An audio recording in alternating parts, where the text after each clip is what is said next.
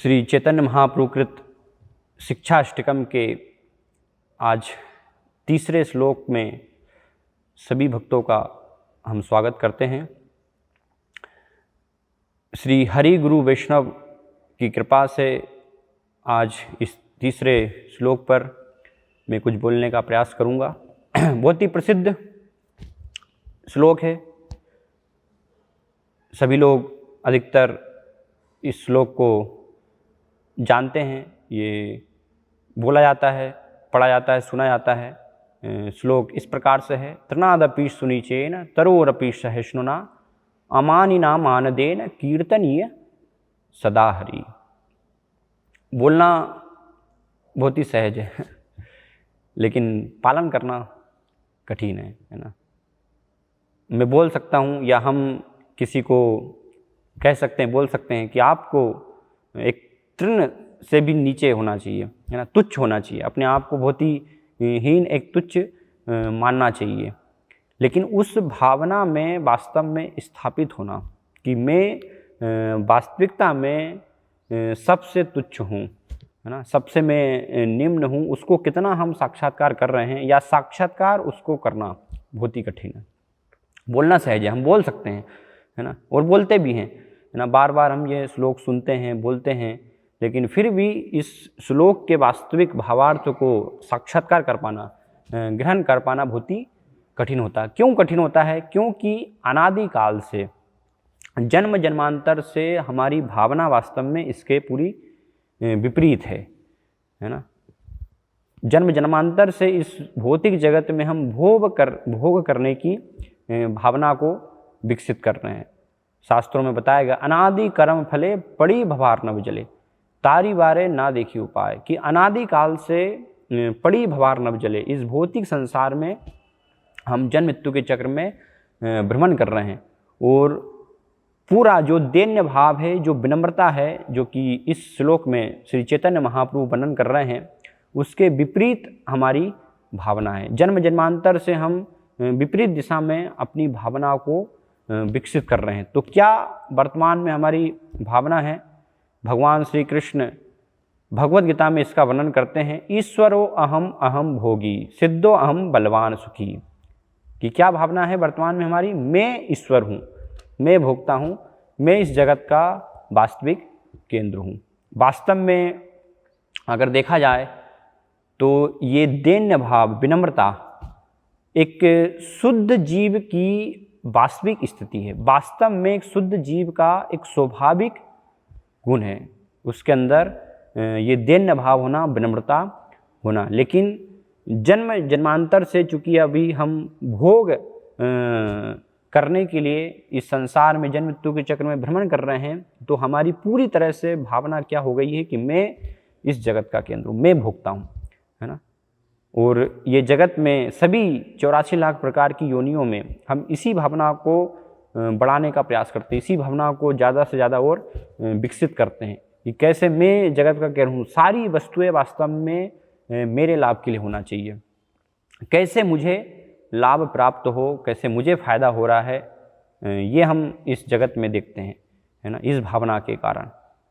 तो बहुत ही कठिन है इस दैन्य भाव को ग्रहण कर पाना। लेकिन श्री चैतन्य महाप्रभु बता रहे हैं कि जब तक हम इस दैन्य भाव को ग्रहण नहीं करेंगे, जब तक हमारे अंदर एक जीव का जो स्वाभाविक गुण है, ये विनम्रता, वो उस अवस्था में जब तक वो स्थापित नहीं होता है, तब तक कीर्तनीय सदा हरि, निरंतर भगवान के नामों का कीर्तन कर पाना संभव नहीं है।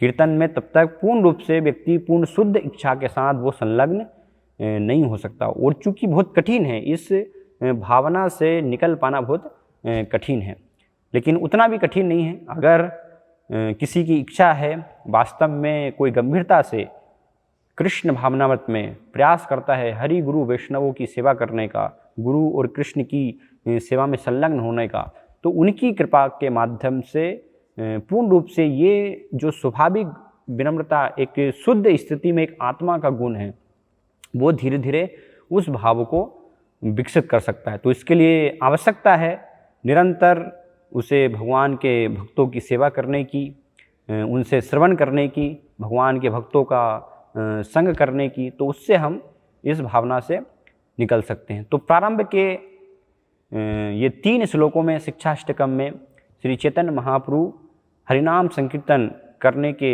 महत्व के बारे में वर्णन कर रहे हैं। प्रथम श्लोक में उन्होंने संकीर्तन से होने वाले 7 लाभों के बारे में वर्णन किया। दूसरे श्लोक में भगवान के अनेकानेक नामों और किस प्रकार से भगवान के नाम में हम अपराध करते हैं उसके बारे में वर्णन किया।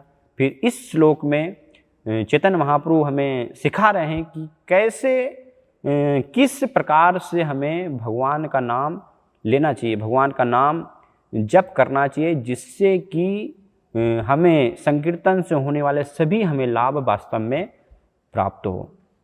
तो कृष्णदास कविराज गोस्वामी श्री चैतन्य चैतामृत में वर्णन करते हैं, चैतन्य महाप्रभु वर्णन कर रहे हैं, ये रूपे लैले नाम प्रेम उपजय तहार लक्षण सुन स्वरूप राम राय। अपने 2 पार्षदों को स्वरूप दामोदर गोसाई और रामानंद राय, उनको श्री चैतन्य महाप्रभु वर्णन कर रहे हैं कि सुनो, मैं तुमको उन लक्षणों के बारे में वर्णन कर रहा हूँ जिससे कि किस प्रकार से हम भगवान के नामों का कीर्तन करें, जिससे प्रेम उपजे, प्रेम का वास्तव में हमारे हृदय में अंकुरण होगा, है ना, प्रेम हमारे हृदय में प्रकट होगा। तो आगे बता रहे हैं क्या उसकी विधि है, किस प्रकार से नाम लेना है। ये प्रसिद्ध श्लोक, तृणादपि सुनिचेन तरोरपि सहिष्णुना अमानि नामानदेन कीर्तनीय सदा हरि। चैतन्य महाप्रभु कर रहे हैं कि जो अपने आप को घास से भी तुच्छ मानता है, जो वृक्ष से भी अधिक सहिष्णु है तथा जो निजी सम्मान न चाहकर अन्यों को आदर देने के लिए सदैव तत्पर रहता है, वह सदैव भगवान के पवित्र नाम का कीर्तन अत्यंत सुगमता से कर सकता है। तो इस प्रकार से एक वैष्णव के यहाँ पर गुण चैतन्य महाप्रभु बता रहे हैं कि एक भक्त का क्या गुण होता है। एक भक्त तृणादपि सुनीचेन, अपने आप को एक तृण से भी नीचे मानता है ना, एक घास के तिनके से भी अपने आप को तुच्छ मानता है। और तरोरपि सहिष्णुना, पेड़ से भी ज़्यादा अपने आप को सहिष्णु और सबको सम्मान देने का इच्छुक, और उसके बदले में स्वयं जो है उसकी कोई भी सम्मान की किसी प्रकार से इच्छा नहीं होती है।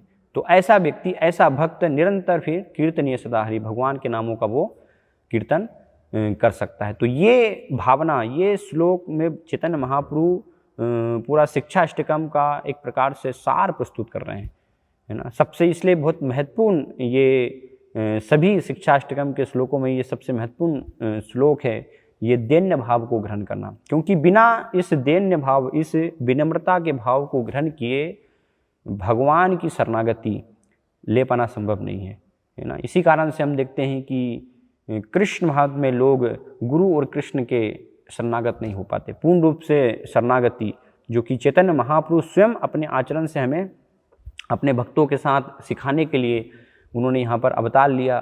चैतन्य महाप्रभु कहते हैं कि उनका अवतार किस लिए हुआ है, श्री कृष्ण चैतन्य महाप्रभु जीवे दया करी स्वपार्षद सुई धाम सह अवतरी, कि चैतन्य महाप्रभु जीवों पर दया करके अपने पार्षदों के साथ अपने धाम से इस जगत में प्रकट हुए, और प्रकट होकर के क्या कर रहे हैं, सिखाए शरणागति भक्तेर प्राण, कि जो भक्तों का प्राण है शरणागति, उसको चैतन्य महाप्रभु सिखा रहे हैं। और शरणागति में प्रवेश कर पाना, जब तक ये हमारे अंदर गुण नहीं है, विनम्रता की भावना, एक दैन्य भाव, तब तक वास्तव में शरणागति में हम प्रवेश नहीं कर सकते। क्योंकि वास्तव में क्या है, जन्म जन्म से इस भौतिक जगत में हम विपरीत भावना का विकास कर रहे हैं, है ना। पूरे अगर हम देखें तो आज वर्तमान में सब जगह किसको बढ़ावा दिया जा रहा है, या हर व्यक्ति चाहता है कि अपने आप को बड़ा दिखाना, है ना। सब बड़ा बनना चाहते हैं, मैं बड़ा हूँ। लेकिन भगवान किसको स्वीकार करते हैं, जो अपने आप को वास्तव में छोटे रूप में समझने का प्रयास कर रहा है, जो अपने आप को छोटे से छोटे दिखाने का प्रयास कर रहा है ना। इसलिए बताया गया है कि दीने रह अधिक दया करे भगवान, पंडित कुलीन बड़ो अभिमान। जो पंडित होते हैं, कुलीन होते हैं, तो उनको बहुत ही अभिमान होता है, अहंकार हो जा सकता है। और कृष्ण भावनात् में ये समझना बहुत ही महत्वपूर्ण है, एक अहंकार और भगवान की सेवा, भक्ति, वो दोनों साथ साथ नहीं चल सकती। दोनों एक दूसरे के विपरीत है। अहंकार एक दिशा में है और भगवान की भक्ति में सेवा वो एक दूसरी दिशा में है। तो दोनों साथ साथ में कदापि उनको एक साथ लेकर के चलना, एक साथ करना संभव नहीं है ना। भगवान की सेवा के लिए पूरा दीनता का भाव चाहिए, एक विनम्रता का भाव चाहिए, तब वास्तव में भगवान की सेवा में कोई व्यक्ति संलग्न हो सकता, भगवान की सेवा कर सकता। अहंकार के साथ भगवान की सेवा नहीं कर सकते, है ना। कोई अपने आप को समझ रहा है कि मैं इस जगत का केंद्र हूँ, मैं भोगता हूँ, है ना, तो ऐसा व्यक्ति भगवान की सेवा नहीं कर पाएगा। भगवान की सेवा के लिए ये समझना कि मैं भगवान का सेवक हूँ, मतलब क्या, मैं बहुत तुच्छ हूँ, भगवान विभु है, भगवान महान है ना, वो इस जगत के भोक्ता हैं, वो केंद्र है, सारी वस्तुएं उनके सुख के लिए, उनके इंद्रिय भोग के लिए होना चाहिए। तो ऐसा व्यक्ति ऐसी भावना में एक दीन भाव से वो भगवान की सेवा में संलग्न हो सकता है। जब तक अहंकार है, जब तक अहंकार बस हम अपने आप को ही इस जगत का केंद्र मान रहे हैं, इस जगत का भोक्ता मान रहे हैं, तब तक वास्तव में भगवान की सेवा में संलग्न नहीं हुआ जा सकता। इसीलिए बताया गया है कि जो मायावाद है ये वास्तव में सबसे बड़ा भक्ति का शत्रु है। क्योंकि मायावाद में पूरी भावना क्या है, वहाँ पर कोई विचार नहीं है कि हम जो है भगवान के सेवक हैं, है ना, ये कोई विचार नहीं। वहाँ पर पूरा विचार क्या है, मैं स्वयं ईश्वर हूँ, मैं भगवान बन सकता हूँ, है ना। इसलिए मायावादी हम देखते हैं कि वो अहंग्रो उपासना करने का प्रयास करते हैं, अपने आप को ही भगवान मानकर, ईश्वर मानकर स्वयं अपने आप की ही पूजा में संलग्न होते हैं, है ना। या एक दूसरे को मायावादी जो होते हैं वो मिलते हैं तो एक दूसरे को बोलते हैं नमो नारायण, है ना, इस प्रकार से वो संबोधित करते हैं। हम देखते हैं कि जब चैतन्य महाप्रभु की भेंट होती है सार्वभौम भट्टाचार्य, जो कि बहुत ही दृढ़ थे ये मायावाद धारणा में, तो वो जब मिलते हैं तो उनको इस प्रकार से संबोधित करते हैं कि नमो नारायण, कि आप भी नारायण हैं, मैं भी नारायण हूँ। लेकिन चैतन्य महाप्रभु उनको क्या कहते हैं, चैतन्य महाप्रभु उनको वर्णन करते हैं कृष्णे मतिरस्तु, है ना, कि आपकी मति क्या हो, कृष्ण में हो। वैष्णव इस प्रकार से एक दूसरे को जब मिलते हैं तो संबोधित करते हैं कृष्णे मतिरस्तु, आपकी मति कृष्ण में हो। लेकिन मायावादी जब मिलते हैं तो वो एक दूसरे को नारायण कहकर संबोधित करते हैं, क्योंकि उनका मानना क्या होता है कि जिसने भी संन्यास ले लिया, दंड को ग्रहण कर लिया है, वो वास्तव में अभी ईश्वर के समान बन गया है। इसलिए शंकराचार्य कहते भी हैं, उनका प्रसिद्ध जो है वाक्य, दंड ग्रहण मात्रेन ननो नारायण भवेद, कि दंड संन्यास जो है वो दंडा ग्रहण करने से एक व्यक्ति नारायण के समान बन जाता है। लेकिन ये वास्तव में वास्तविकता नहीं है। तो इसलिए चैतन्य महाप्रभु ने कहा मायावादी भाष्य सुनिले होए सर्वनाश। अगर कोई व्यक्ति मायावादी भाष्य सुनता है, मायावादी भाष्य मतलब ये विचार कि मैं ईश्वर बन सकता हूँ, मैं भगवान बन सकता हूँ, मैं ही इस जगत का केंद्र हूँ, तो ये विचार पूरा भक्ति के विरुद्ध विचार है ना, भक्ति का शत्रु इसको बताया गया है। ऐसी भावना से जो व्यक्ति दृढ़ हो जाता है वो कभी भी फिर भक्ति में प्रवेश नहीं कर सकता। और भक्ति मतलब क्या, भगवान की सेवा।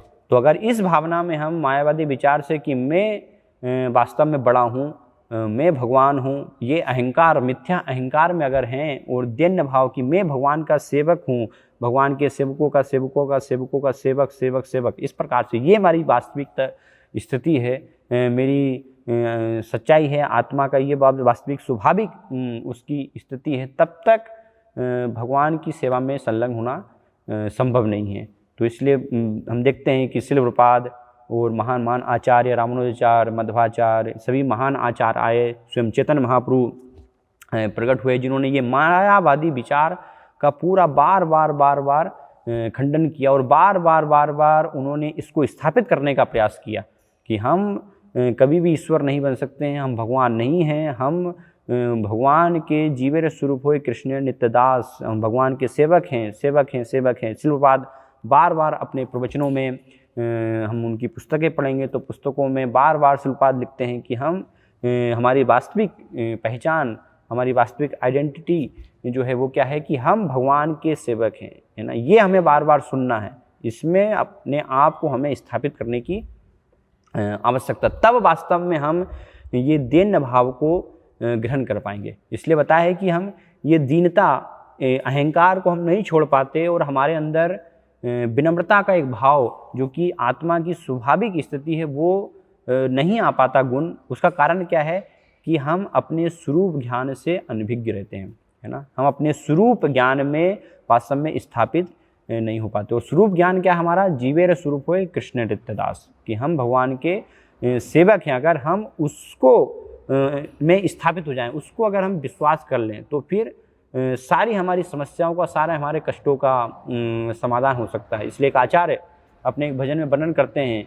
जीव कृष्णदास ए विश्वास कर ले तो आर दुख नहीं, कि अगर ये हम विश्वास कर लें, श्रद्धा कर लें कि जीव कृष्णदास, हम नित्य कृष्ण के सनातन सेवक हैं, सनातन उनके दास हैं, तो फिर कोई भी किसी प्रकार से जो सारी समस्याएं इस भौतिक जगत में अलग अलग प्रकार से हमें प्राप्त होती है, वो सभी समस्याओं का हमारा समाधान हो सकता है। तो इसलिए इसमें हमें बार बार इसको सुन करके भगवान के भक्तों से स्थापित होने की आवश्यकता है कि हम कभी भी ईश्वर नहीं बन सकते हैं। हम भगवान के सेवक हैं, उनकी सेवा करना, सेवा में संलग्न रहना, वो हमारी वास्तविक स्वाभाविक स्थिति है। तो इस दीन भाव के बारे में वास्तव में दैन्य क्या है, उसकी परिभाषा श्रील प्रभुपाद भगवद गीता में वर्णन करते हैं। भगवद गीता में भगवान 13वें अध्याय में ज्ञान के अलग अलग विभागों का, अलग अलग लक्षणों का वर्णन कर रहे हैं।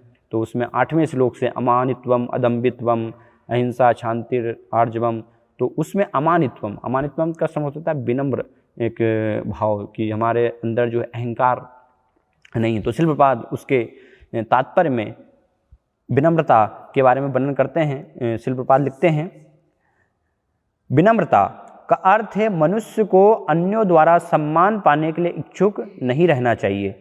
हम देहात्म बुद्धि के कारण अन्यों से सम्मान पाने के भूखे रहते हैं, लेकिन पूर्ण ज्ञान से युक्त व्यक्ति की दृष्टि में जो है जानता है कि वह शरीर नहीं है, इस शरीर से संबंध कोई वस्तु, सम्मान या अपमान व्यर्थ होता है।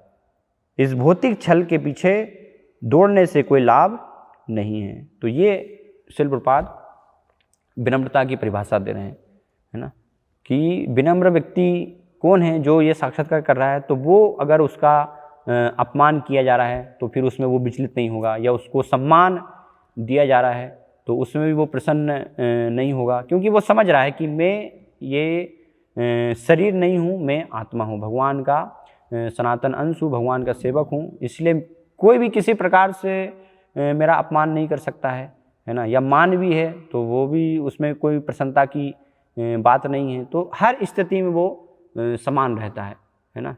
और समस्या आती है, अगर किसी ने हमारा अपमान कर दिया तो हम बहुत बुरा मान जाते हैं। इस भौतिक जगत में हम देखते हैं ना, कोई व्यक्ति किसी को कुछ बोल देता है तो वो व्यक्ति बहुत बुरा मान जाता है। तो इसका अर्थ क्या है कि वो व्यक्ति बहुत अहंकारी है, वो अपना सम्मान चाह रहा है, उसके अंदर वास्तव में विनम्रता नहीं है ना, वो दम्भी व्यक्ति है ना।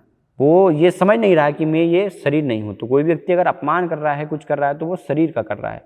लेकिन जैसे ही हम इसमें स्थापित होंगे कि मैं ये शरीर नहीं हूँ, मैं आत्मा हूँ, तो ये सारी हमारी समस्याओं का समाधान हो जाएगा और वास्तव में हम इस दैन्य भाव में स्थापित हो जाएंगे। तो भक्तों का ये गुण है, भक्त इस भावना में पूर्ण रूप से स्थापित होते हैं, पूर्ण रूप से वो दैन्य भाव के साथ भगवान की सेवा में लगे होते हैं। इसलिए ये बताया कि जिसके अंदर ये दीनता का गुण है, जो अपने आप को इस प्रकार से मान रहा है तृणादपि सुनरिचेन है, तो ये वास्तव में चाबी है। भगवान के प्रेम कक्ष में प्रवेश करने के लिए ये की बताई गई, चाबी बताई गई है। अगर ये चाबी हमारे पास है तो हम प्रेम रूपी जो है दरवाज़ा खोल सकते हैं और उस कक्ष में प्रवेश कर सकते हैं। अगर ये गुण, ये चाबी हमारे पास नहीं है, विनम्रता, तो फिर किसी भी स्थिति में हम प्रेम रूपी कक्ष में प्रवेश नहीं कर पाएंगे। भगवान के शरणागत कभी भी हम नहीं हो पाएंगे, क्योंकि दोनों विपरीत चीज़ है, अहंकार और प्रेम, है ना। अपने आप को ईश्वर मानना और भगवान के सेवक की वास्तविक अवस्था, दोनों एक दूसरे के विपरीत स्थिति है। तो इसलिए बार बार हमें वास्तव में ये दैन्य भाव को स्थापित, पूरा इसमें दृढ़ होने की आवश्यकता है ना। ये साक्षात्कार करने की आवश्यकता है कि हम वास्तव में हमारी स्थिति है भगवान का सेवक होना।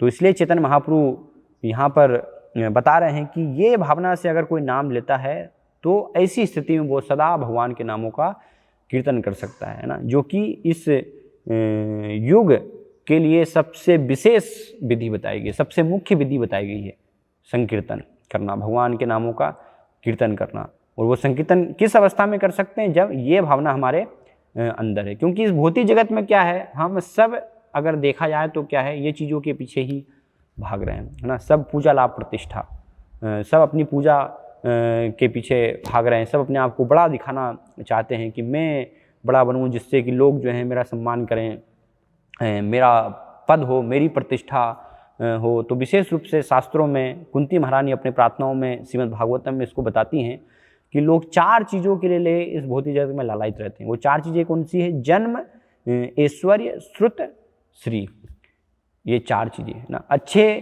कुल में जन्म होना, जन्म, फिर ऐश्वर्य, बहुत अधिक धनवान प्राप्त होना, धन होना, जन्म, ऐश्वर्य, श्रुत, विद्या, बहुत अच्छी बुद्धि होना, बुद्धिमान होना, और श्री, सुंदरता। तो ये 4 चीज़ों से क्या है, व्यक्ति अपने आप को बहुत बड़ा समझता है, और उसके कारण क्या होता है कि उसको एक अहंकार आ जाता है ना। तो कुंती महारानी कहती है जन्म, ऐश्वर्य, श्रुत, श्री, रिभेद, मान, मदह, पुमान, कि ऐसे व्यक्ति को मद आ जाता है, मदह, पुमान, है ना, अहंकारी वो व्यक्ति हो जाता है ये 4 चीज़ें प्राप्त होने से। ऐसा व्यक्ति न अर्हते अभिदातुम वै त्वाम अकिंचन गोचरम, कि ऐसा व्यक्ति कभी भी आपके शरणागत नहीं हो सकता, आपकी भक्ति में नहीं लग सकता। क्यों? क्योंकि आप त्वाम अकिंचन गोचरम, आप तो अकिंचनों की संपत्ति है ना। तो ये कुंती महारानी अपनी प्रार्थना में बता रही हैं। तो इसलिए इस दीन भाव को, अकिंचन का अर्थ होता है जिसके पास इस भौतिक जगत में कहने के लिए कुछ भी नहीं है ना। पूर्ण रूप से वो अनिकेत होता है कि जिसका घर भी नहीं, कोई वस्तु भी उसके पास नहीं है। तो ऐसे व्यक्ति को बहुत जल्दी भगवान जो है वो प्रसन्न कर सकता है। इसलिए बताया दीनेर अधिक दया करे भगवान, है ना, कि जो दीन भाव में स्थापित है उस पर भगवान जो है अधिक दया करते हैं। लेकिन पंडित कुलीन जिनको अभिमान होता है उन पर भगवान अपनी कृपा नहीं करते। तो ये भक्त का एक गुण बताया गया है, तृणादपि सुनिचन, विशेष रूप से जो उत्तम स्तर पर, शुद्ध भक्ति के स्तर पर हैं, तो वो अपने आप को कभी भी भक्त नहीं मानते हैं, है ना, अपने आप को बहुत ही तुच्छ समझते हैं। और जो भक्त नहीं है वो अपने आप को बहुत बड़ा दिखाएगा, मैं भक्त हूँ, है ना, मैं बहुत बड़ा भक्त हूँ। जैसे कई बार होता है ना, हम कुछ सालों जो है भक्ति कर लेते हैं तो हम अपने आप को बहुत बड़ा भक्त मानने ले जाते हैं। मैं इतने सालों से मैं भक्ति कर रहा हूँ, है ना, मैं इतने सालों से ये कृष्ण भावना में आंदोलन में हूँ, और सब लोग मेरा जो है सम्मान करते हैं, मुझे सम्मान देना चाहिए क्योंकि मैं बड़ा भक्त हूँ, मैं सीनियर डिवोटी हूँ। लेकिन ये वास्तव में भक्ति का गुण नहीं है, ये दैन्य भाव नहीं है। अगर हम दूसरों से जो है सम्मान की आकांक्षा कर रहे हैं, सम्मान की इच्छा कर रहे हैं, तो बोलने से कोई जो है बड़ा नहीं होता है ना। वास्तव में कौन दीनता में स्थापित है ना, कौन वास्तविक भक्त है, किसके अंदर दैन्य भाव है, वो उनके आचरण से प्रदर्शित होता है ना। इस प्रकार से अगर हम बोल रहे हैं कि हम बहुत बड़े भक्त हैं, हमें सम्मान दिया जाना चाहिए, तो वास्तव में फिर वो दिखा रहा हमारे मिथ्या अहंकार को, है ना, हमारे दैन्य भाव को नहीं दिखा रहा। लेकिन जो वास्तव में भगवान की सेवा में लगे होते हैं, भक्ति में प्रगति करते हैं, तो उनकी भावना क्या होती है? कृष्णास कविराज गोस्वामी कहते हैं कि उत्तम हैया आपना के माने तृणाधम, जो उत्तम स्तर पर होते हैं, उत्तम श्रेणी पर वास्तव में स्थापित होते हैं, वो अपने आप को माने तृणाधम, तृण से भी अपने आप को नीचे मानते हैं। 2 प्रकार सहिष्णुता करे वृक्षसम, वो 2 प्रकार से वो वृक्ष के समान सहिष्णुता, है ना, सहन करते हैं, है ना। जो भी अलग अलग उनको क्लेश आ रहे हैं, आध्यात्मिक आदि दैविक आदि भौतिक, मन के, बुद्धि के, सब प्रकार के सभी चीज़ों को वो सहन करते हैं, क्योंकि वो समझते हैं कि मैं भगवान का सेवक हूँ वास्तव में, है ना। तो ये उत्तम भक्त का लक्षण बताया गया है। और किस प्रकार से वृक्ष के समान वो सहिष्णुता करते हैं? वृक्ष ये न काटिले किछु ना बोले, सुकाइया मेले कारे पानी ना मांगे। जिस प्रकार से वृक्ष को काटे जाने पर वो कोई प्रतिकार नहीं करता है, या अगर उसको पानी नहीं दिया जाता, बिना पानी से वृक्ष सूख भी जाता है, तो भी किसी को वृक्ष जो है कुछ भी नहीं बोलता। है ना। तो इस प्रकार से एक भक्त का एक उत्तम स्तर पर भक्ति में जो स्थापित है उनका ये गुण होता है। फिर आगे और बताया जा रहा है, वृक्ष से तुलना की जा रही है कि ये मांगे तारे दे आपन धन, गर्म वृष्टि सहे आनेर करे रक्षण। तो वृक्ष का गुण क्या बताया है कि जो उससे जो भी मांगता है ना, वो सारी वस्तुएं वृक्ष उनको प्रदान करते हैं ना। वृक्ष अपने फूल, अपनी पत्तियाँ, लकड़ियाँ, है ना, सभी को जो है ये सारी वस्तुएं प्रदान करते हैं। गर्म वृष्टि सहे, है ना, धूप जो है एक वृक्ष सहन करता है, बदले में यात्रियों को छांव प्रदान करते हैं। बारिश के समय में बारिश सहन करता है और उसके बदले में बारिश से जो पेड़ के नीचे जो आश्रय लेते हैं, है ना, तो ऐसे जीवों को वृक्ष उनको बचाने का प्रयास करता है। तो इस प्रकार से सब प्रकार से सभी वस्तुएं अपने ऊपर कष्ट लेकर के और जो जिसको भी चाहिए वो सारी वस्तुएं वृक्ष प्रदान करता है। तो इस प्रकार से एक भक्त का गुण होना चाहिए। एक वैष्णव का गुण इस प्रकार से होता है कि वो सभी के कल्याण में लगा होता है ना, उसका अपना निजी कोई स्वार्थ नहीं होता है। एक साधु की ये वास्तव में परिभाषा बताएगी, है ना, कि उसका कुछ भी अपना स्वार्थ नहीं होना चाहिए, है ना। वो सबके जो है सुख में, दूसरों के जो है सुख में वो सुखी होता है और दूसरों के दुख में दुखी होता है। तो ये वास्तव में एक साधु का स्वभाव बताया गया है। तो इस प्रकार से वृक्ष के रूप में, वृक्ष के तुलना के माध्यम से यहाँ पर ये गुण की, दैन्य भाव की तुलना की जा रही है। फिर आगे कृष्णदास कविराज गोस्वामी कहते हैं कि इस प्रकार से उत्तम हैया वैष्णव हवे निरभिमान, कि इस प्रकार से उत्तम होकर के वैष्णव क्या होता है, निरभिमान, पूर्ण रूप से जो है वो अभिमान से, अहंकार से मुक्त हो जाता है। जीवे सम्मान दिवे जानी कृष्ण अधिष्ठान, और हर एक जीव को, है ना, सिर्फ मनुष्य को ही नहीं, 84 लाख योनियों में जो भी जीव जंतु हैं, एक चींटी भी है, तो उसको भी एक भक्त वास्तव में सम्मान देता है, क्योंकि वो समझता है कि कृष्ण अधिष्ठान, इनमें जो है, इनके हृदय में भगवान कृष्ण विराजमान है परमात्मा के रूप में, है ना। भगवान जो है सबके हृदय में विराजमान है, हर जीव में है। तो वो उस रूप में परमात्मा को उनके जो है हृदय में देख करके और हर एक जीव को वास्तव में सम्मान प्रदान करता है, और बदले में स्वयं उसकी जो है कोई भी सम्मान की इच्छा, सम्मान पाने की इच्छा नहीं होती है। तो इस प्रकार से यही मत हैया यही कृष्ण नाम लय, श्री कृष्ण चरणे तार प्रेम उपजय। कृष्णदास कविराज गोस्वामी कहते हैं कि इस भावना में स्थापित होकर के, यही मत लैया यही कृष्ण नाम लय, कि अगर इस भावना के साथ कोई कृष्ण नाम जप करता है, श्री कृष्ण चरणे तार प्रेम उपजय, तो भगवान के चरण कमलों में बहुत ही जल्द प्रेम जो है उसके हृदय में प्रेम का अंकुरण होगा, उपज हो गया। और अगर प्रेम प्रकट नहीं हो रहा है तो इसका अर्थ क्या है कि हम वास्तव में ये दीन भाव को विकसित नहीं कर रहे हैं। तो कृष्णदास कविराज गोस्वामी चेतन चेतामृत में आगे और वर्णन करते हैं कि कृष्णदास कविराज गोस्वामी बताते हैं, उर्ध बाहु कहूँ सुनो सर्व लोग, अपनी दोनों भुजाएं ऊपर उठा करके कृष्णदास कविराज गोस्वामी सबको वर्णन कर रहे हैं। उर्ध बाहु कहूँ सुनो सर्व लोग, कि आप सब जो हैं सुनिए, कंठी नामे सूत्रे कंठी पड़े, कंठी है श्लोक। इस प्रकार से कृष्णदास कविराज गोस्वामी वर्णन करते हैं कि ये जो श्लोक है, तृणादपि सुनीचेन तरुरपि सहिष्णुना अमान न मानदेन कीर्तनीय सदाहरि, इसको क्या करना चाहिए, को नाम सूत्रे पड़ी कंठी श्लोक, नाम के सूत्र में जो है प्रो करके और उसमें ये श्लोक को जो है अपने गले में वास्तव में रखना चाहिए, है ना, गले में हमें धारण करना चाहिए। तो इसका अर्थ क्या है, अर्थ ये यहाँ पर समझाया जा रहा है कि निरंतर वास्तव में इस श्लोक को हमें स्मरण करना चाहिए। जब भी हम भगवान का नाम कीर्तन कर रहे हैं तो हमें ये श्लोक का जो है स्मरण करना चाहिए इस प्रकार से। और स्मरण करने का अर्थ है कि ये भावना में स्थापित होना कि मैं वास्तव में दीन हूँ, है ना। क्योंकि जब हम भगवान का नाम कीर्तन करते हैं तो हम क्या प्रार्थना करते हैं भगवान से, कि भगवान आप हमें जो है सेवा में लगाइए। तो भगवान का हम नाम कीर्तन कर रहे हैं, हरे कृष्ण, और हम सोच रहे हैं साथ में कि मैं बहुत बड़ा भक्त हूँ, मैं बड़ा भक्त हूँ, है ना। तो वो तो दोनों साथ साथ नहीं चल सकता फिर, है ना। तो इसलिए ये भावना हमारी कि मैं बहुत ही दैन्य भाव हूँ, इसलिए आप मुझे अपनी सेवा में लगाइए। तो उसके माध्यम से फिर भगवान ग्रहण करते हैं और उसी अवस्था में वास्तव में भगवान का शुद्ध रूप से हम नाम कीर्तन कर सकते हैं। ये अवस्था में स्थापित हुए बिना भगवान के नामों का शुद्ध रूप से कीर्तन करना संभव नहीं है। तो शास्त्रों में हम देखेंगे अलग अलग की उदाहरणों के माध्यम से, कुछ जो है उदाहरणों के माध्यम से कि वास्तव में ये दैन्य भाव क्या है और शास्त्रों में कहाँ कहाँ पर हमें दीनता के बारे में, विनम्रता के बारे में हमें गुण प्राप्त होते हैं और किस प्रकार से हम वास्तव को, विनम्रता को सही रूप से समझ सकते हैं।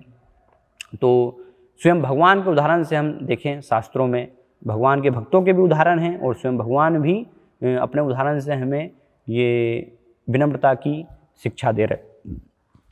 तो स्वयं भगवान श्री कृष्ण जब अपनी लीलाएं कर रहे थे तो हम भगवान के जीवन से देख सकते हैं कि भगवान कैसे द्वारिका के जो हैं राजा हैं, है ना, और स्वयं भगवान है, फिर भी भगवान होते हुए भी वो दीन भाव को भगवान सिखा रहे हैं, है ना।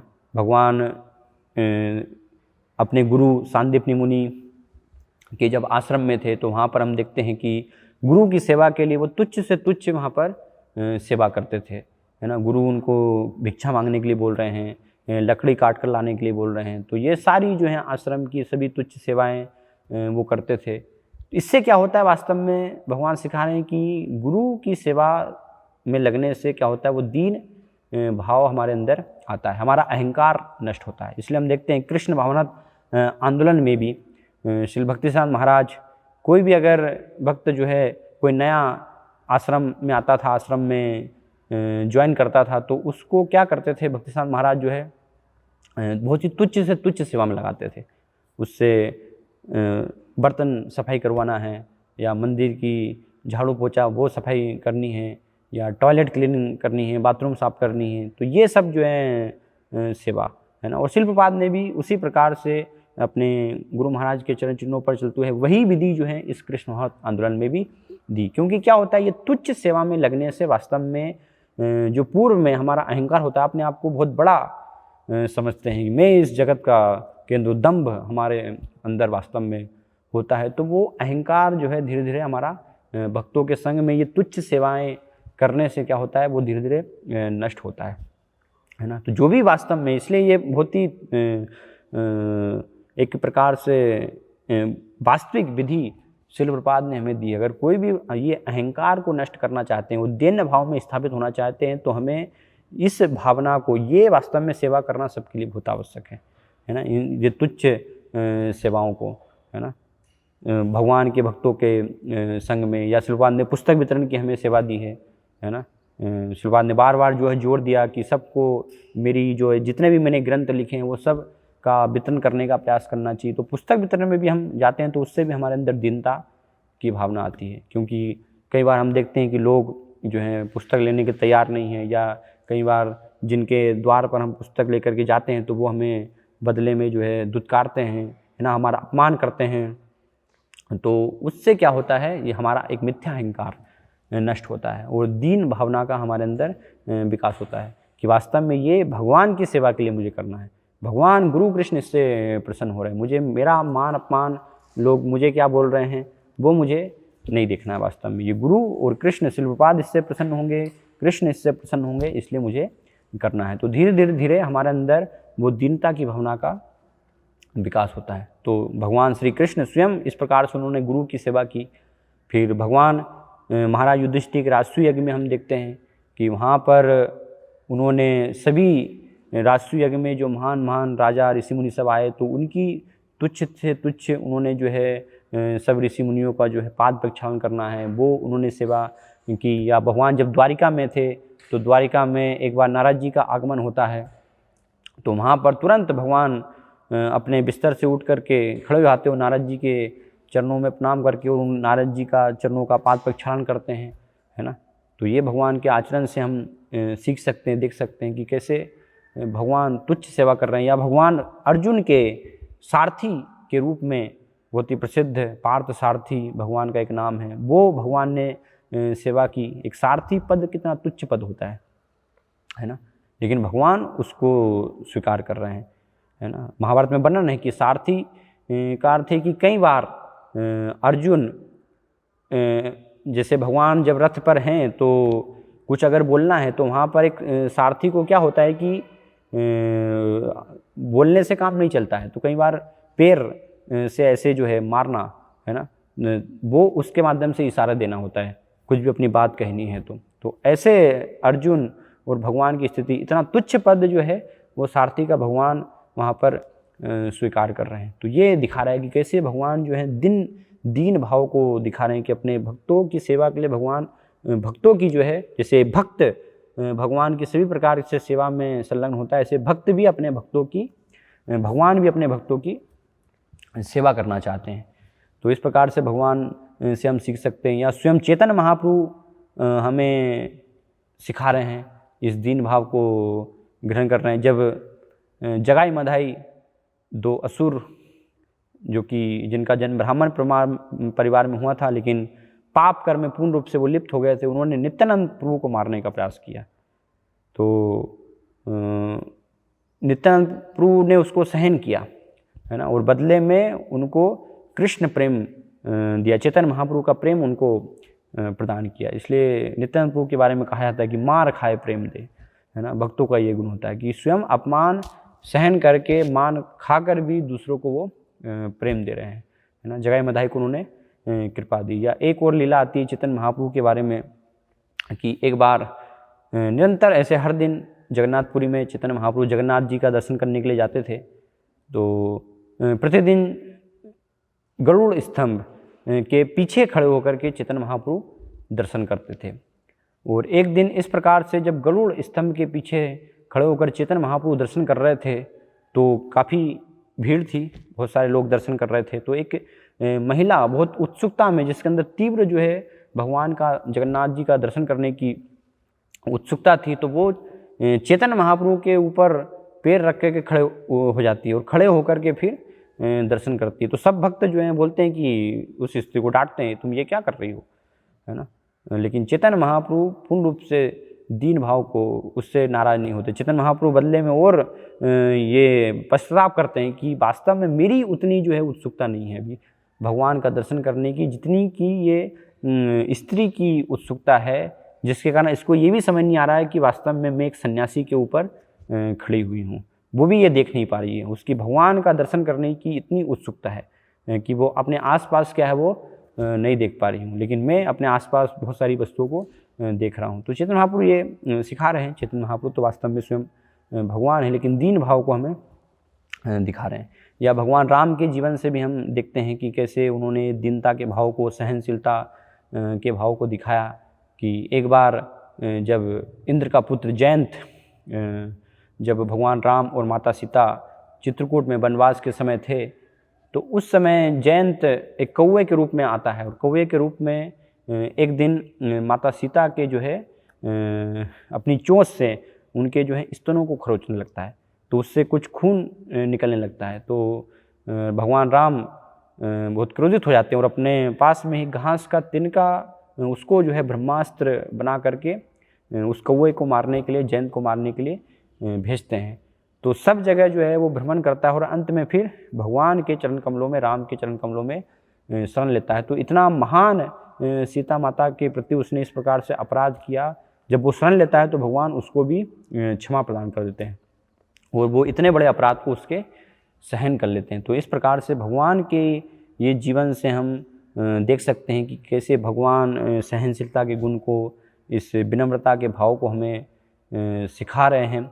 ये और भगवान के भक्तों के जीवन से भी हम देख सकते हैं ना। शास्त्रों में भक्तों के जीवन से अनेकानेक घटनाएं हैं जिससे कि ये सहनशीलता का गुण हम अपने अंदर ला सकते हैं। स्वयं महाराज परीक्षित के जीवन से हम देखते हैं, श्रीमद् भागवतम में महाराज परीक्षित के बारे में वर्णन किया गया है कि जब उनको श्राप दिया गया है ना, उन्होंने जब एक बार जंगल में गए और वहाँ पर भूख प्यास से पीड़ित होने के कारण एक ऋषि के गले में जब मरा हुआ सर्प डाल दिया और बाद में उनके एक पुत्र ने उनको जो है 7 दिन में उनकी मृत्यु होगी तक्षक नाग के काटने से, इस प्रकार से जब श्राप दिया तो चूंकि राजा परीक्षित समर्थ थे उस श्राप का प्रतिकार करने में, लेकिन फिर भी उन्होंने उसको भगवान की कृपा मान करके उन्होंने सहन किया। तो सुखदेव गोस्वामी उसमें वर्णन करते हैं, वहाँ पर बताते हैं एक श्लोक में सुखदेव गोस्वामी कहते हैं, तिरस्कृता विप्रलब्धा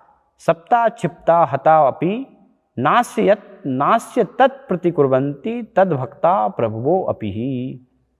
सुखदेव गोस्वामी कहते हैं कि तिरस्कृता, भगवान के भक्त इतने विनम्र होते हैं, इतने सहनशील होते हैं कि तिरस्कृत किए जाने पर, अपमानित किए जाने पर भी उसका प्रतिकार करने का प्रयास नहीं करते, उसका बदला लेने का प्रयास नहीं करते। तिरस्कृता विप्रलब्धा, विप्रलब्धा का अर्थ ठगा जाकर, अगर कोई भगवान के भक्तों को ठग लेता है तो इसके बदले में भक्त जो हैं वो दूसरों को ठगने का प्रयास नहीं करते, उसको सहन करते हैं अपने स्वयं के प्रति, है ना। फिर सप्ता, शापित होकर के अगर उनको कोई श्राप देता है तो उसको भी सहन करते हैं, पूरा विनम्र भाव से उसको दीनता के साथ स्वीकार करते हैं। सप्ता क्षिप्ता, कोई अगर उनको जो है उपेक्षा करता है, किसी प्रकार से कोई महत्व नहीं देता है, तो भी भगवान के भक्त उसको सहन करते हैं।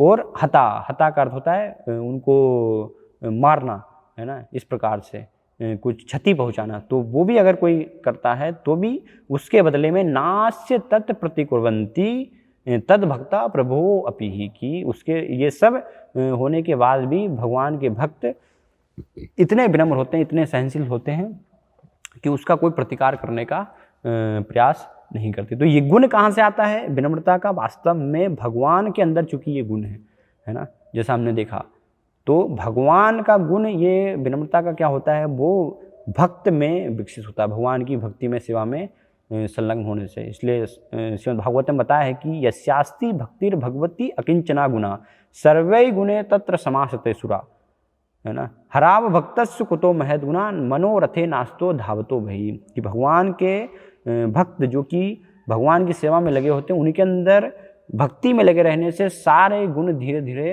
अच्छे जो गुण है वो विकसित होते हैं। इसके अलावा विपरीत जो भगवान के भक्त नहीं है उनमें किसी प्रकार से कोई भी गुण नहीं होता। तो ये गुण जो कि भगवान में है ना, भगवान में एक इसको लीला के माध्यम से एक विशेष ये विनम्रता के गुण को हम अच्छे से समझ सकते हैं। जैसे एक बार वर्णन आता है कि सभी ऋषि मुनियों ने विचार किया कि ब्रह्मा, विष्णु और महेश, शिवजी, इनमें से कौन श्रेष्ठ है, तो उसका परीक्षण करना चाहिए। तो उन्होंने भृगु ऋषि को परीक्षण करने के लिए चुना कि आप जाइए और इनमें से सर्वश्रेष्ठ कौन है उनका परीक्षण कीजिए। तो सभी ऋषि मुनियों के आदेश पर भृगु मुनि परीक्षण करने के लिए जाते हैं। तो सबसे पहले अपने पिता ब्रह्मा जी के पास जाते हैं और वहाँ पर जाकर ब्रह्मा जी उस समय ब्रह्मलोक में संगीत वाद्ययंत्र को श्रवण करने में लगे हुए थे। तो जाकर बस खड़े हो जाते हैं, किसी प्रकार से उनको कोई प्रणाम नहीं करते हैं। तो ब्रह्मा जी क्रोधित हो जाते हैं, है ना। तो उनको साक्षात्कार होता है कि वास्तव में ये तो क्रोध के वश में हैं ब्रह्मा जी, मेरे पिता जो हैं वो सर्वश्रेष्ठ नहीं हो सकते। फिर वहाँ से उस स्थान से आगे चलते हैं, शिव जी के कैलाश स्थान, निवास स्थान पर जाते हैं। वहाँ पर भी पहुँचकर शिव जी को अपशब्द बोलना चालू करते हैं। तो शिव जी भी क्रोधित हो जाते हैं, अपनी तीसरी आँख त्रिनेत्र खोल लेते हैं। तो बाद में वहाँ भी वो साक्षात्कार करते हैं कि ये भी वास्तव में सर्वश्रेष्ठ नहीं हो। फिर वहाँ से सीधे भगवान विष्णु के वैकुंठ लोक में जाते हैं और वैकुंठ लोक में जाकर के भगवान अपने आसन पर बैठे हुए हैं, लक्ष्मी जी उनकी सेवा कर रही हैं। और वहाँ पर जाकर भृगु मुनि सीधे जाकर के बिना कुछ कहे बोले भगवान विष्णु की छाती पर लात मारते हैं, है ना। तो जब इस प्रकार से भृगु ऋषि करते हैं तो भगवान तुरंत अपने आसन से नीचे उतर करके और भृगु ऋषि के चरण कमलों को पकड़कर पूरी दीनता के साथ जो है बोलते हैं कि मेरा जो हृदय है वो क्या है, वज्र के समान है ना, लेकिन आपके चरण कमल बहुत ही कोमल हैं, तो कहीं आपको जो है चोट तो नहीं लगी। तो ये हम देखते हैं कि भगवान का वचन है। तो उनको फिर साक्षात्कार होता है कि वास्तव में विष्णु ये विनम्रता के भाव को देख करके, वो दीनता के भाव को देख करके साक्षात्कार कर पाते हैं कि भगवान विष्णु, ब्रह्मा जी और शिव जी इनसे भी श्रेष्ठ है। तो ये गुण भगवान की भक्ति में लगने से वास्तव में भक्तों के अंदर विकसित होता है। तो राजा परीक्षित का ये गुण था कि उनको श्राप भी दिया गया तो भी उन्होंने उसका प्रतिकार नहीं किया। वास्तव में प्रतिकार कर सकते थे क्योंकि राजा परीक्षित भी भगवान के भक्त थे, लेकिन फिर भी उन्होंने भगवान की कृपा मान करके उसको सहन किया। तो इस प्रकार से ये फिर रूप गोस्वामी, सनातन गोस्वामी चैतन्य महाप्रभु के ही भक्त थे। उनके बारे में आता है कि रूप गोस्वामी और सनातन गोस्वामी जो हैं वो मुसलमान शासक में वहाँ पर मंत्री पद पर थे उस समय, है ना। उनके नाम भी जो है बदल करके साकर मल्लिक, दबीर खास इस प्रकार से हो गए थे। बहुत ही श्रेष्ठ पद पर थे, लेकिन फिर भी जब चैतन्य महाप्रभु की शरण में वो जाते हैं तो अपने मुंह में दांतों के बीच जो है तिनका दबाकर, मतलब एक दीन भाव से जो है सनातन गोस्वामी जाते हैं और सिखाते हैं कि कैसे गुरु की हमें शरण लेनी चाहिए। तो उनको बहुत कुलीन और बहुत पंडित, बहुत ज्ञानी माना जाता था, लेकिन जब चैतन्य महाप्रभु के पास जाते हैं तो सनातन गोस्वामी कहते हैं कि ग्राम विहारे कहे पंडित, कि लोग मुझे ग्राम विहार में महान विद्वान मानते हैं, पंडित मानते हैं, लेकिन मैं ये नहीं जानता हूँ कि आमी केने आमाय जारे तापत्र यहाँ नहीं जानी केम नहीं था, कि ये सब जो है मैं नहीं जानता हूँ कि मेरा वास्तविक हिस्स किसमें है, क्यों मुझे इस प्रकृति के तीन ताप वास्तव में कष्ट दे रहे हैं, तो फिर किस प्रकार से मैं ज्ञानी हूँ। और चैतन्य महाप्रभु की जो है इस दीन भाव में शरण लेते हैं। तो सिखा रहे हैं सनातन गोस्वामी, रूप गोस्वामी की जब तक अगर एक अहंकार के भाव से हम वास्तव में गुरु के पास जाते हैं तो गुरु से हम ज्ञान प्राप्त नहीं हो सकता। इसलिए दीन भाव से, अपने आप को पूर्ण समर्पण के भाव से हमें भगवान की जो प्रतिनिधि हैं गुरु, उनके चरण कमलों में समर्पित करने की आवश्यकता है। इसलिए उदाहरण दिया है कि एक स्लेट जैसे होती है, एक तख्ती जैसे होती है, अगर पहले से उस पर कुछ लिखा हुआ है तो वास्तव में गुरु उस पर कुछ भी नहीं लिख पाएंगे, लेकिन पूर्ण रूप से वो साफ है तो उस पर फिर वास्तविक रूप से लिखा जा सकता है। इसलिए जब गुरु के समक्ष हम जा रहे हैं तो अपने आप को पूर्ण रूप से खाली कर कर, है ना, भरे हुए जाकर नहीं। अगर भरे हुए हम जाएंगे तो कुछ भी हमें ज्ञान प्राप्त नहीं होगा, पूर्ण रूप से हम शरणागत नहीं हो पाएंगे, है ना। तो पूर्ण रूप से खाली होकर के हमें एक गुरु की शरणागति लेने की आवश्यकता है ना। जैसे अर्जुन भी हम देखते हैं, भगवान ने उनको ज्ञान प्रदान किया कब, जब वो पूर्ण रूप से शिष्टस्ते अम साधिमाम त्वाम प्रपन्नम, कि मैं आपके शरणागत हूँ, आपकी शरण में हूँ, आप मुझे जो है ज्ञान दीजिए, है ना। ये जो असमंजस की स्थिति में मेरी बुद्धि में क्या मुझे करना है, वास्तव में मैं निर्णय नहीं ले पा रहा हूँ, तो आप मुझे मार्गदर्शन प्रदान करें। फिर भगवान जो है उनको, अर्जुन को मार्गदर्शन प्रदान करते हैं। तो इस प्रकार से हम देखते हैं। या और भी चैतन्य महाप्रभु के भक्त हरिदास ठाकुर का उदाहरण आता है कि हरिदास ठाकुर भगवान के महान भक्त, निरंतर 3 लाख नामों का जप करते थे, है ना। लेकिन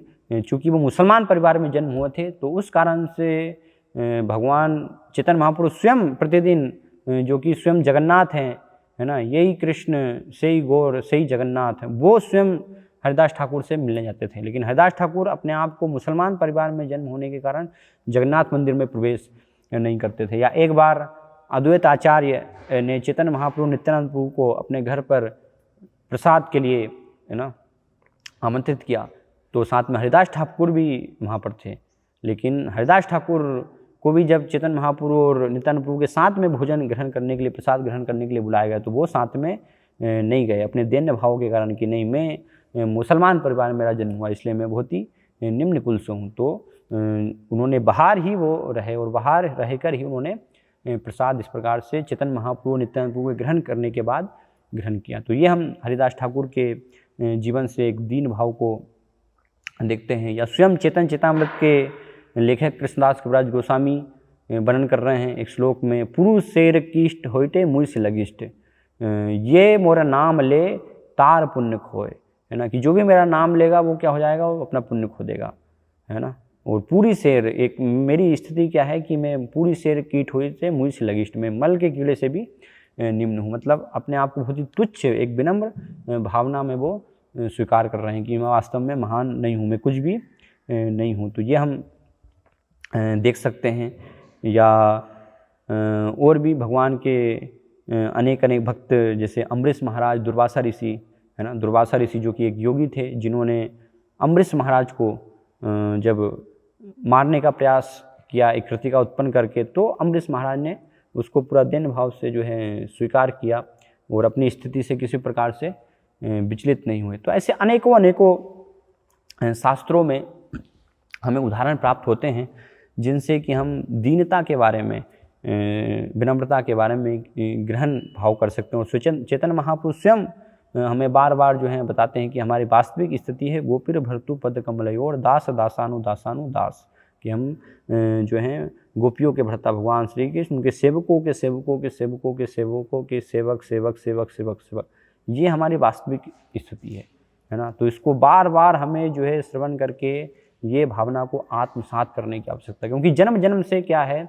हम इसके विपरीत मैं भोक्ता हूँ, मैं ईश्वर हूँ, मैं ईश्वर हूँ वास्तव में, इस भाव को हम यहाँ पर विकसित कर रहे हैं। और विनम्रता को एक प्रकार से एक सही रूप में भी हमें समझना बहुत ही आवश्यक है। कई बार क्या होता है कि बहुत सारे लोग बाहर से तथाकथित रूप से भी बहुत सारे सहजिया होते हैं या अभक्त होते हैं, वो एक विनम्रता का ये गुण जो है अपने आप को दिखाएंगे ऐसे कि हम बहुत विनम्र हैं, है ना, बहुत हम भद्र हैं, बहुत ही सहनशील हैं। लेकिन वास्तव में बताया गया कि जो भी व्यक्ति भगवान का भक्त नहीं है वो वास्तव में किसी भी स्थिति में विनम्र नहीं हो सकता। अगर वो दिखा रहा है अपने अंदर विनम्रता बाहरी रूप से और भगवान का भक्त नहीं है, भगवान की सेवा में नहीं लगा हुआ है, गुरु के चरण कमलों में उसने समर्पण नहीं लिया है, गुरु को समर्पित नहीं है, भगवान की सत्ता को वो स्वीकार नहीं कर रहा है कि कृष्ण भगवान है ना, ईश्वर एकले ईश्वर कृष्ण, है ना, ईश्वर परम कृष्ण, ये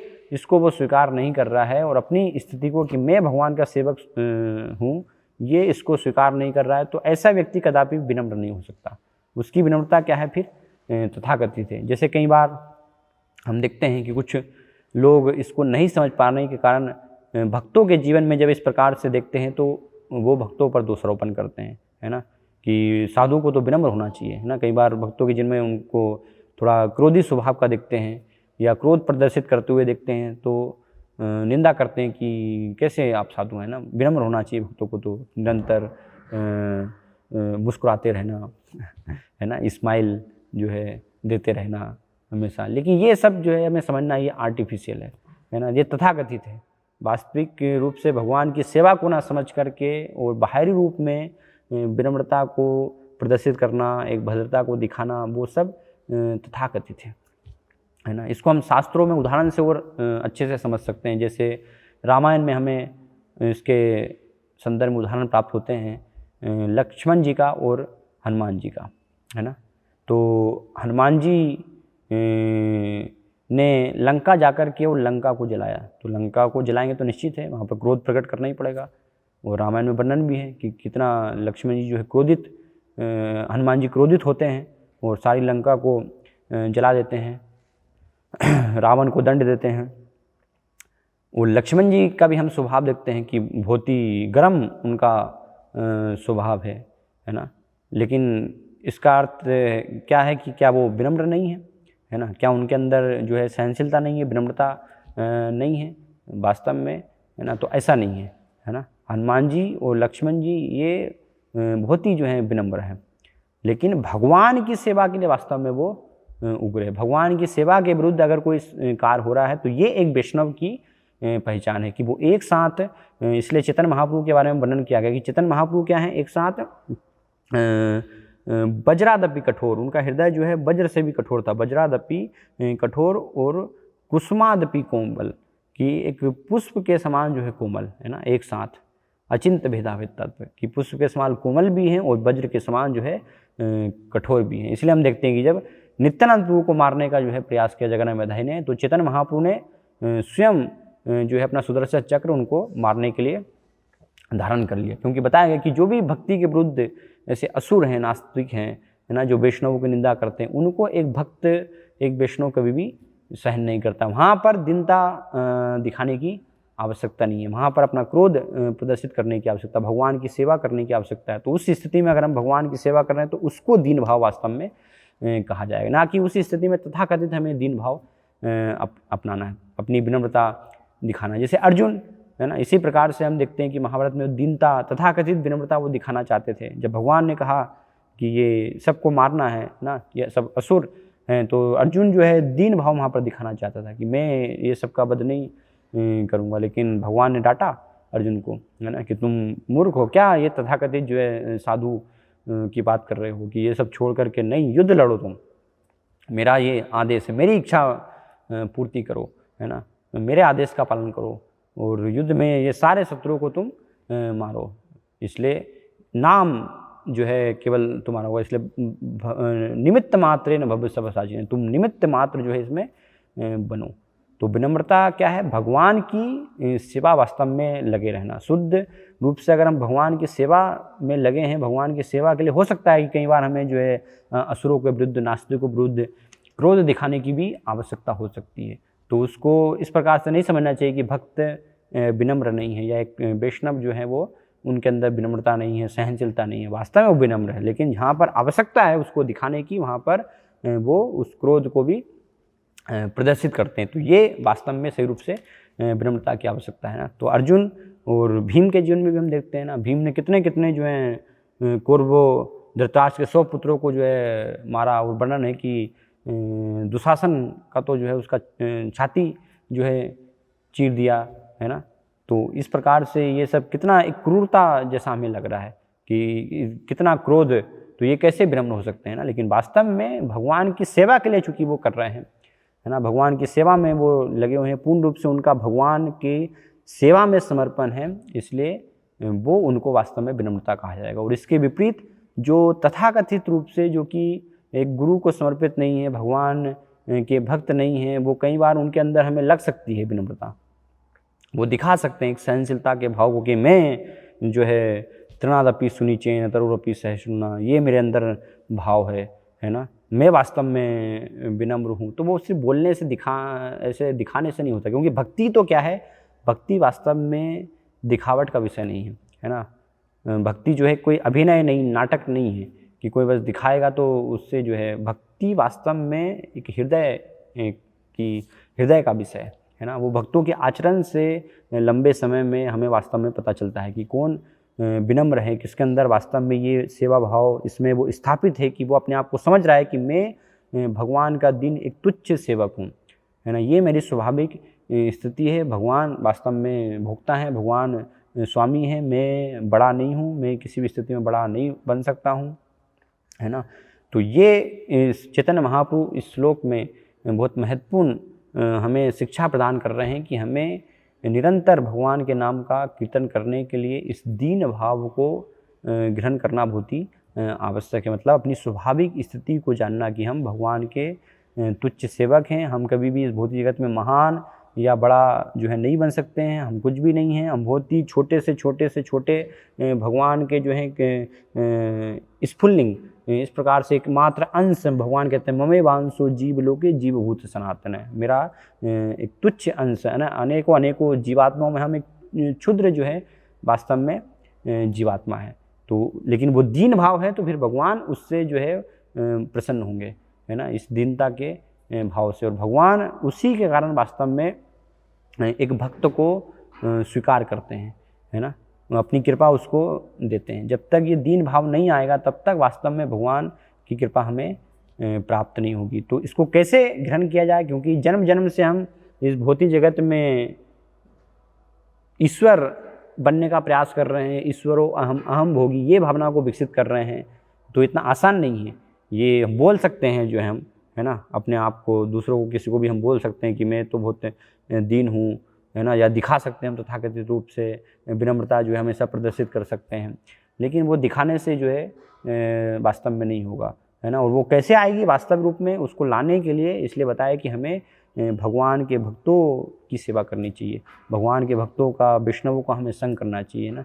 क्योंकि जब उनका संग करेंगे तो वो हमें हमारी ये अनर्थों को सबको हटाएंगे कि वास्तव में हम दीनता के भाव में स्थापित हो रहे हैं कि नहीं हो रहे हैं। भगवान के भक्त वैष्णव जो है वो देख पाएंगे और वो हमें बता पाएंगे। इसलिए एक गुरु का समर्पण, एक गुरु के शरणागत होना बहुत ही आवश्यक है ना। गुरु के मार्गदर्शन में, भक्ति में लगना बहुत ही आवश्यक है। तब वास्तव में हमारे अंदर ये गुण स्थापित होंगे और सही रूप से हमारी भक्ति में प्रगति होगी। हम गुरु के अगर शरणागत होकर के भक्ति नहीं कर रहे हैं, अपने मन से अगर हम कर रहे हैं, तो वो क्या दिखा रहा है, वो एक अहंकार को ही प्रदर्शित कर रहा है। फिर वो दीनता को प्रदर्शित नहीं कर रहा। दीनता मतलब गुरु के शरणागत होना, गुरु के जो आदेश है उनको अपने पूर्ण रूप से जीवन में पालन करने का प्रयास करना। तो इससे निश्चित तौर पर ये विनम्रता, ये श्लोक में जो बताया जा रहा है, चैतन्य महाप्रभु जो शिक्षा दे रहे हैं, वो पूर्ण रूप से हमारे जीवन में हम उनको साक्षात्कार कर पाएंगे। और फिर निरंतर कीर्तनीय सदा हरि, हर अवस्था में जो है हम प्रसन्न मन से, किसी भी स्थिति में कोई चाहे हमारा अपमान करे, है ना, हमारी निंदा करे, कुछ भी करे, हम उससे विचलित नहीं होंगे। और निरंतर हर स्थिति में जो है भगवान के नामों का कीर्तन, हरे कृष्ण कृष्ण कृष्ण हरे हरे, हरे राम राम राम हरे हरे, इस प्रकार से हम लेते रहेंगे, इसको जप करते रहेंगे। तो ये हमने कुछ सार रूप में जो है आज के श्लोक का गहन अर्थ समझने का प्रयास किया। इसके बाद में अगले श्लोक में, चौथे श्लोक में, चैतन्य महाप्रभु शुद्ध भक्ति वास्तव में क्या है, किस प्रकार से भगवान की हम शुद्ध भक्ति कर सकते हैं, कैसे उसको समझें, तो उसके बारे में वर्णन कर रहे हैं, जो कि हम कल की कक्षा में उसके ऊपर चर्चा करेंगे। हरे कृष्णा। श्री चैतन्य महाप्रभु कृत शिक्षाष्टकम की जय। श्रील प्रभुपाद की जय।